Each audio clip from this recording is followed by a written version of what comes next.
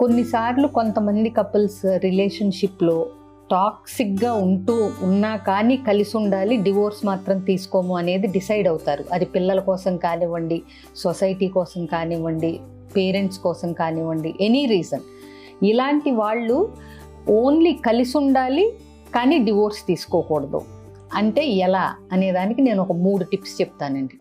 ఒకటి, మెంటల్గా మీరు డివోర్స్ తీసుకోవాలి, లీగల్గా తీసుకోకపోయినా.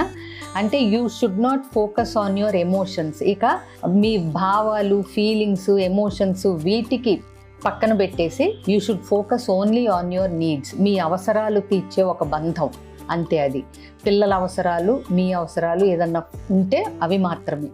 రెండోది, లోవర్ యువర్ ఎక్స్పెక్టేషన్స్. అంటే మీ ఎక్స్పెక్టేషన్స్ని తగ్గించుకోవాలి. ఎందుకంటే మీరు ఇప్పుడు ఏమి వైఫ్ అండ్ హస్బెండ్గా జెన్యూన్గా ఉండదలుచుకోవట్లేదు, ఓన్లీ పిల్లల కోసం కలిసి ఉంటున్నారు. కాబట్టి మీ ఎక్స్పెక్టేషన్స్ తగ్గించుకుని అంతవరకు మాత్రమే మీరు ఉండేలాగా డిసైడ్ చేసుకోండి.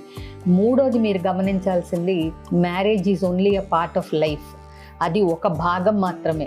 మీరు అందులో ఫెయిల్ అయినా focus on your personal abilities, self care. అంటే మీ హాబీస్ ఏంటి, మీ స్ట్రెంగ్త్స్ ఏంటి, మీరు మిగతా లైఫ్ని ఎట్లా డీల్ చేయగలరు, లీడ్ చేయగలరు అనే దాని మీద ఫోకస్ పెడితే విడిపోవాలి అనుకుంటూ కూడా కలిసి ఉండొచ్చు అనేది చక్కగా ప్రూవ్ చేయొచ్చు.